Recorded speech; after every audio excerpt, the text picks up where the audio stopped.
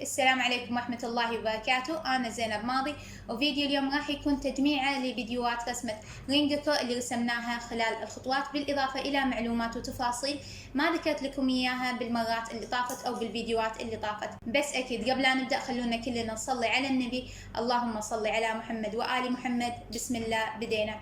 أي فيديوهات راح أذكر لكم إياها خلال الفيديو راح تلقون جميع روابطها بصندوق الوصف. من هذا الانمي قاتل الشياطين، أول شيء رسمت معاكم شخصية نيزوكو بالإضافة إلى شخصية زينسو، هذه ثالث شخصية أرسمها اللي هي شخصية رينغوكو. رسمناها مع بعض بالتفاصيل، حاولت إني أشرح لكم إياها كثر ما أقدر أو أعطيكم التفاصيل المهمة اللي تفرق برسمكم، الشغلات اللي استفدت منها من خلال التجربة والممارسة إني أوصل لكم إياها. فعشان كذي حبيت بالأخير إني أجمع لكم كل هذه الفيديوهات اللي حاب يشوفها بطريقة سريعة، كل شيء يكون مع بعض، يكون هذا الفيديو متوفر له. اللي حابين يتعلمون بالخطوات بعد الفيديو متوفر لكم إن شاء الله. بالإضافة إلى راح تلقون بصندوق الوصف فيديو شلون أحفظ رسوماتي باستخدام البوكت، لأن للحين هذه الطريقة اللي أستخدمها وحفظت فيها هذه الرسمة. فإذا ما كان عندكم مثبت للألوان الخشبية أو الألوان اللي تستخدمونها، فالأفضل أنكم تحفظونها بالبوكت.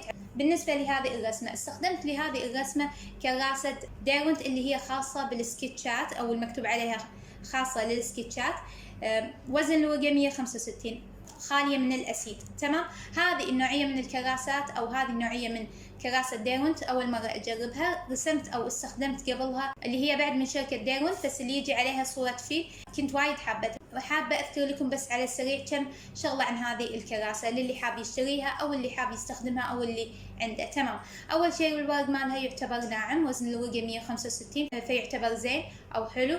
تمام، فهي ما بين إنه مو الورقة وايد رقيقة ولا وايد سميكة، وبعد الورقة تحمل طبقات.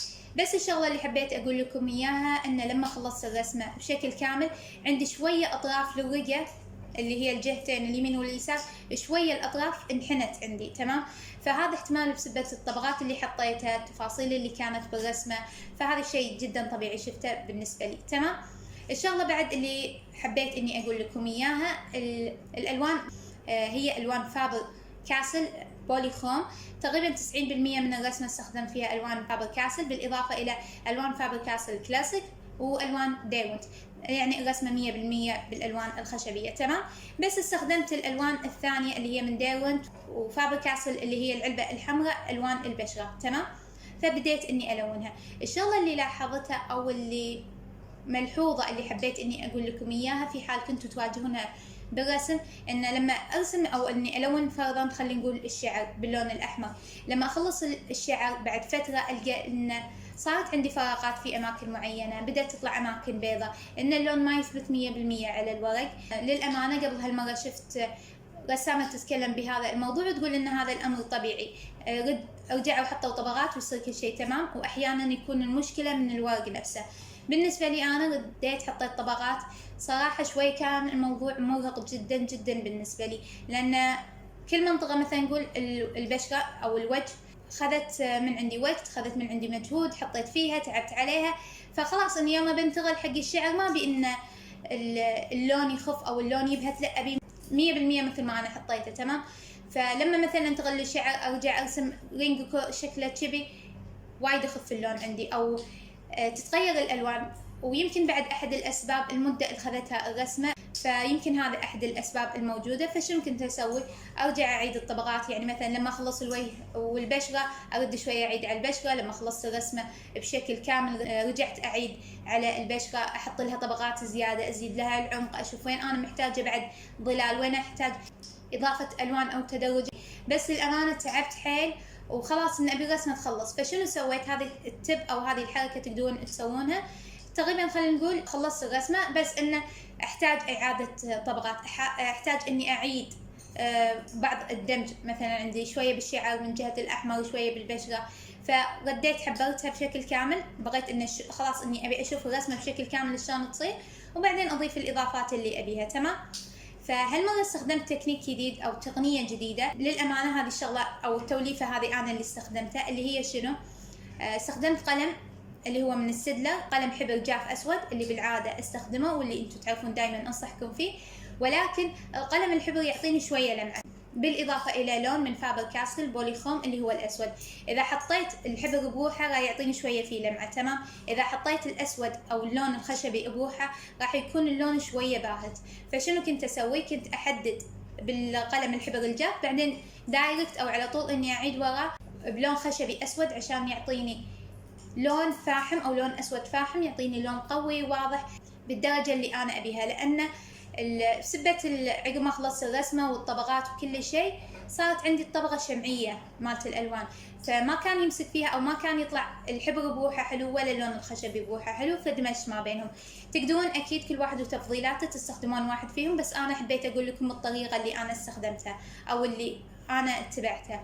بالنسبة لفكرة الرسمة، للي مو شايف الفيلم الأخير اللي انمي قاتل الشياطين، فطفوا هذه الدقائق اللي قدام او راح احط لكم التوقيت على الشاشة عشان ما يحترق عليكم. وهذه نصيحة من عندكم، اذا ابي اتكلم عن الاحداث احط لكم التوقيت. تمام.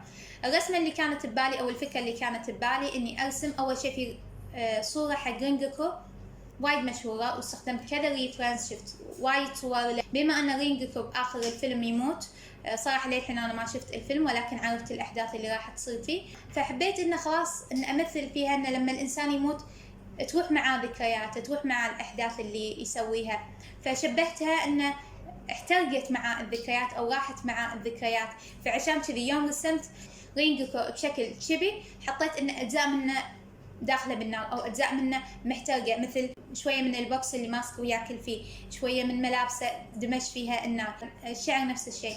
الشغله اللي كنت حابه اني ما احب صراحه رينغوكو تشيبي، ليه ما الون؟ لانه بالضبط ما كنت عارفه او محدده بالضبط وين الاماكن اللي ابيها نار وين الاماكن اللي ابيها محترقه. سويت لكم هذه الرسمه نسخه، فعشان كذي كنت انه لازم احبرها. ولكن اذا كان لي خيار اني ما احبرها بالبدايه فما كنت احبرها عشان النار عشان الرسمة تكون مختلطة تماما مع النار. بالنسبة بعد حق النار مثل ما شفتوها بالفيديوهات السابقة، وحتى لما سويت لكم فيديو على شرح شلون تلونون النار ما كنت محددتها بهذه الطريقة بالأسود، إن الشعلات تكون بهالطريقة محددة بالأسود. بس لما رسمتها حسيت إني أبي أحدد أكثر، أبي كل شعلة مبينة أكثر أو بارزة أكثر، فعشان كذا ضفت خطوط سوداء أكثر، ضفت تحديد أكثر على حسب اللي شفته. وبالأخير مثل ما أقول لكم دائما من تفضيلات الرسام، شوفوا انتم شنو حابين ضيفوا، لا توقفون نفسكم ان هذا يصير ولا هذا ما يصير. الشيء اللي انتم تبونه ضيفوه بالرسمه عشان تشوفون اذا ينفع ولا لا، اذا هالشيء حلو ولا لا. ما راح تعرفون يلا تجربون بايدكم. تمام. بالنسبه للعين شويه قمشته اكثر، دمجت شويه لون احمر من فوق، شويه لون ازرق من تحت. قد تكون هذه شوية تلوين مو واقعي اللي هو ان تكون بهذه الالوان، ولكن هذا الشيء او هذه النتيجة اللي انا حبيت اني اطلعها، او الصورة النهائية اللي حبيت اطلعها. او اخر خطوة كانت اللي هي استخدمت قلم ماركر ابيض عشان اضيف اللمعة او اضيف اللون الابيض. صراحة انا مو وايد او مو دائما احب اضيف اللون الابيض بالرسمات الا في مناطق معينة او في حدود معينة من الرسمة. بالاخير ما شاء الله تبارك الله النتيجة كانت وايد حلوة، وايد راضية فيها الحمد لله بفضل رب العالمين. مثل ما قلت لكم في هذا الفيديو ان اخذت من عندي وقت وايد طويل، اخذت من عندي فترة وايد طويلة، فحبيت اني اخذكم خلال هذه الفترة معي، انه مو بس رسمة وتمشي وخلاص، لا، ان اعطيكم او اني اوصل لكم اكبر فائدة استفدت من عندها، سواء رأيي بالاوراق ولا رأيي بالالوان ولا طريقة اللي استفدت من عندها او الرسمة نفسها بحد ذاتها. كل شيء حبيت اني انقل لكم اياه. فكانت هذه الرسمة اللي رافقتوني فيها خلال هذه الفيديوهات، سواء كانت مسرعة أو تعليمية أو مراجعة. أكيد بانتظار آرائكم وتعليقاتكم الجميلة خلال هذه الرسمة أو بهذه الرسمة في مكان التعليقات. وإن شاء الله أشوفكم بالفيديو الجاي. إلى ذلك الحين أستودعكم الله الذي لا تضيع ودائعه. كانت معكم زينب ماضي، ومع السلامة.